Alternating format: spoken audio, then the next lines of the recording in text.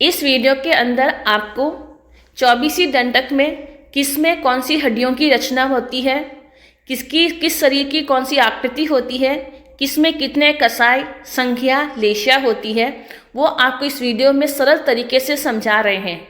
जो सुन रहे हैं वो सोचते होंगे हमको तत्व का ज्ञान नहीं, थोड़े का ज्ञान नहीं, तो यह हमको वीडियो समझ में नहीं आएगा। यह आपकी सोच ना रखें।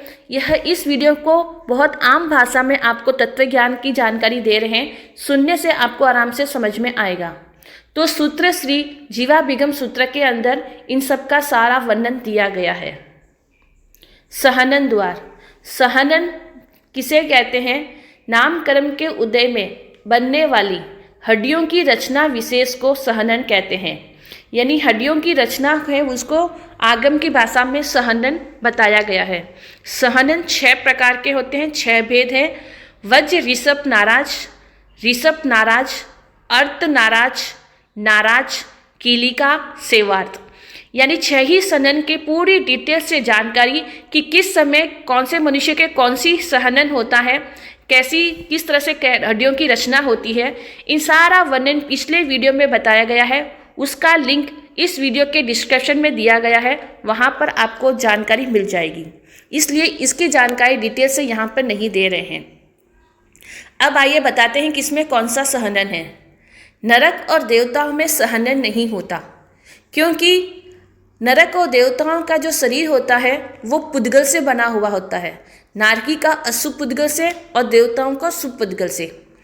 आपको पिछले वीडियो में बताया था कि नरक और देवताओं में शरीर वैक्रिय शरीर होता है, जो हड्डी मांस से बना हुआ नहीं होता।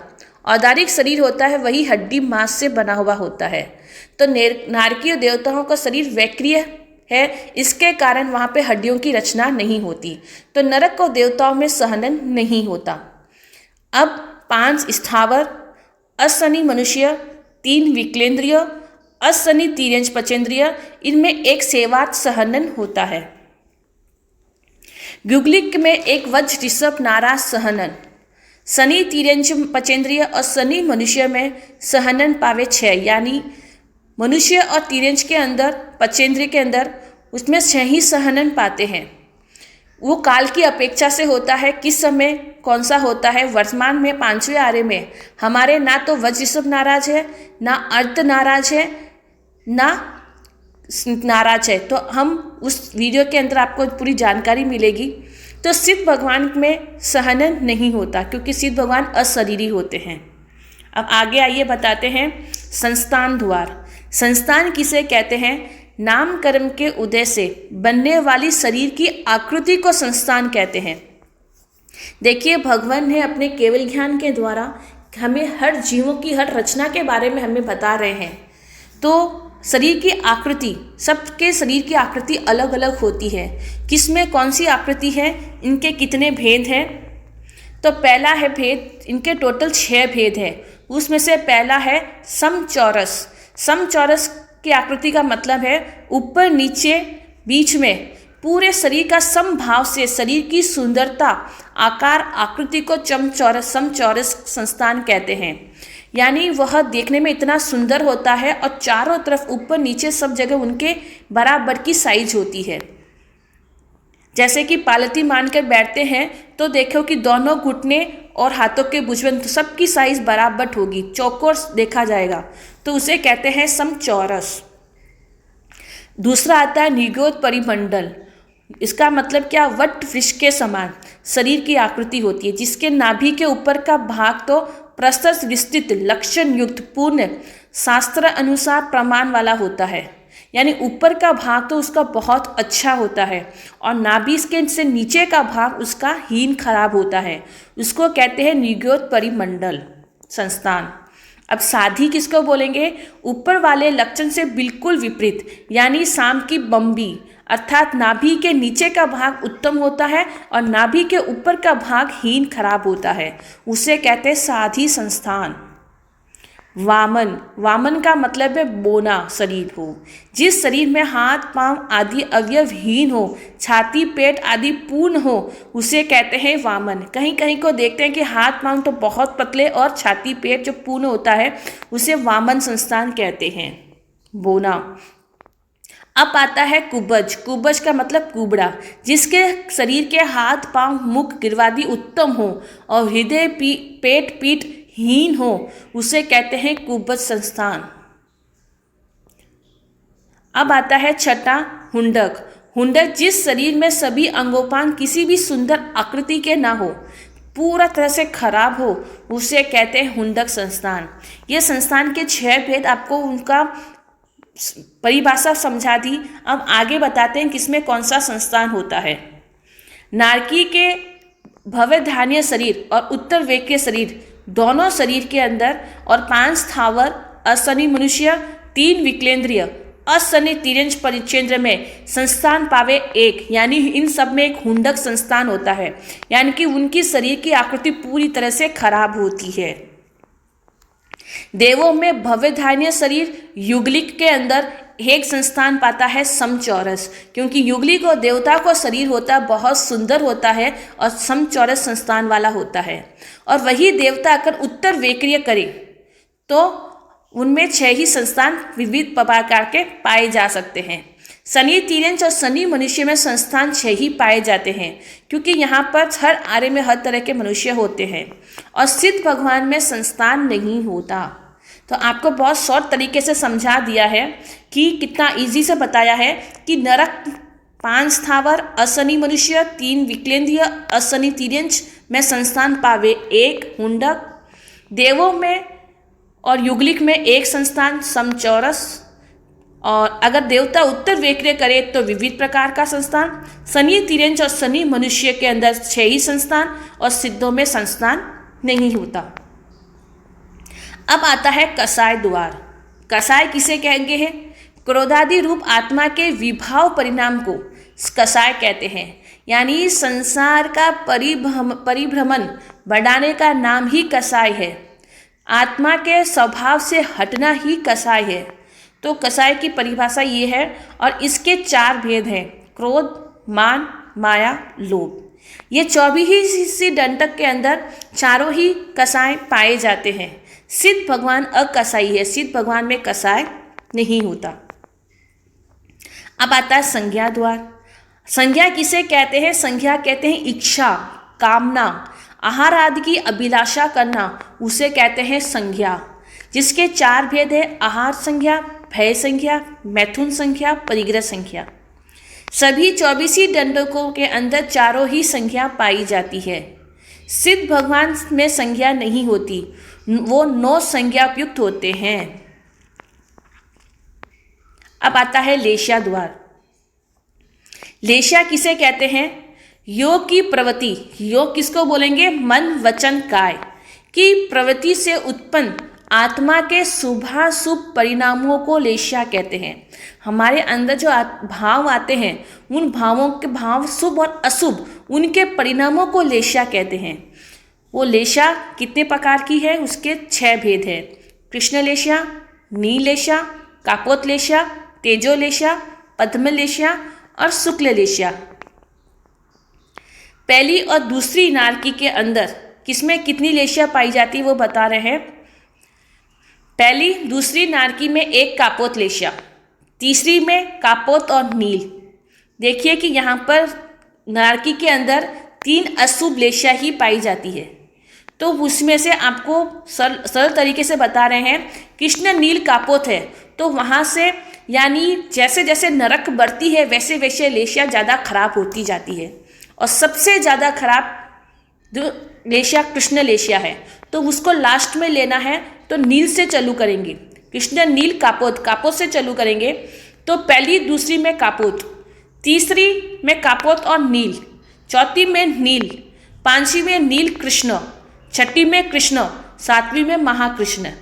यानी तीसरी और 5वीं नरक में 2 लेशा है, बाकी सब में 1-1 लेशा है। तो इस तरह से आप आराम से समझ सकते हैं। भवनपति वानवंत देवों में बादर पृथ्वीकाय, अपकाय और वनस्पतिकाय पे, और युक्लिक में इनमें लेशा 4: कृष्ण, नील, कापोत और तेजोलेशा। यानी किस किस में 4 लेशा है वो सारे एक जगह बता दिया है। भवनपति वानवंतर, बादल, पृथ्वी, पानी, वनस्पति, युगलिक में लेशा 4। अब आता है तेऊकाय वायुकाय। यहाँ पर जो बादल, पृथ्वीकाय, अपकाय और वनस्पति काय बताया है, इसके अंदर और बाकी जो भी सूक्ष्म जो भी पृथ्वी, पानी, वनस्पति है, उन सब के अंदर 3 लेशा होती है।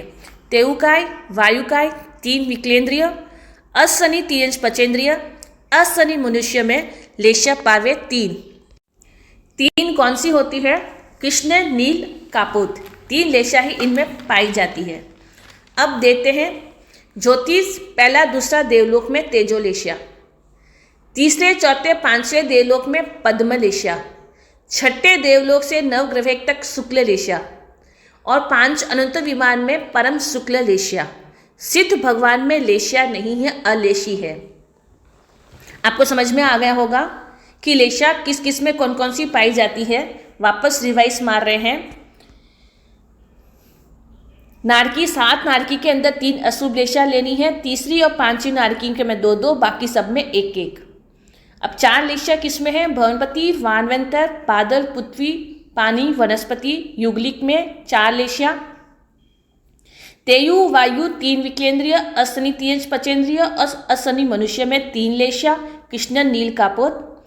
फिर देवताओं में शुभ लेशा ही लेनी है, क्योंकि ज्योतिष के बाद क्या है, देवता शुभ होते हैं, तो 1-1 लेशा पाएगी उनके अंदर। ज्योतिषी पहला दूसरा देवलोक में तेजो, तीसरा चौथा पांचवा देवलोक में पद्म, छठे से लेके बाकी पूरे में शुक्ल और 5 अनंत विमान में परम शुक्ल। सिद्ध भगवान में लेशा नहीं होती है। अब आगे के वीडियो में आपको बता रहे हैं कि उत्तराध्ययन सूत्र के 34वां अध्ययन में लेशा का पूरा वर्णन है। इस वीडियो में आपको पूरे लेशा के बारे में बता रहे हैं ताकि आप खुद स्वयं समझ सकते हैं कि हम में किस समय कौन सी लेशा है। आप खुद पता लगा सकते हैं और अंतिम समय में कौन सी लेशा जाती है, तब उसकी गति उस समय तय हो जाती है। ये सारा वर्णन आपको इस बता रहे हैं, ध्यानपूर्वक श्रवण करें। इस चैनल से जुड़े रहने के लिए आप इस चैनल को जरूर सब्सक्राइब करें। इसके अंदर बहुत छोटे छोटे और सरल तरीके से थोपड़े समझाए गए हैं। यह वीडियो पसंद आए तो जरूर इसे लाइक करें। पहला, नाम द्वार। नाम द्वार में कृष्ण, नील, कापोत, तेजस और पद्म और शुक्ल, ये 6 लेशा के नाम पहले बता दिए। अब बताते हैं कि किस लेशा में कौन सा रंग होता है, वर्ण होता है। कृष्ण लेशा का रंग काला, नील लेशा का नीला, कापोत लेशा का कुछ काला और कुछ लाल, तेजो लेशा का लाल, पद्म लेशा का पीला, शुक्ल लेशा का श्वेत बताया गया है। तीसरा, रस द्वार। किसमें कौन सा रस होता है? कृष्ण लेशा का कड़वा, नील लेशा का तीखा, कापोत लेशा का कसैया, तेजो लेशा का खट्टा मीठा, पद्म लेशा का कुछ खट्टा कुछ कसेला और शुक्ल लेशा का मधुर रस। ये 6 लेशाओं के रस द्वार भी बताए हैं कि वो जैसी भावना होती है उस समय वैसा रस स्वाद आता ही आता है। अब गंध। गंध कैसे कि 3 अप्रशस्त लेशा। 3 अप्रशस्त कौन सी है? कृष्ण, नील, कापोत, ये 3 अशुभ लेशा है। इसकी गंध कैसी होती है? मरी हुई गाय, मृत कुत्ते, मरे हुए सांप की जैसी दुर्गंध होती है, उससे भी अनंत गुना दुर्गंध इस 3 अप्रशस्त लेशा की होती है। 3 प्रशस्त लेशा कौन सी है?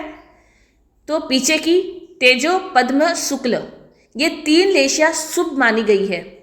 इनकी गंध कैसी होती है? सुगंध कैसी होती है?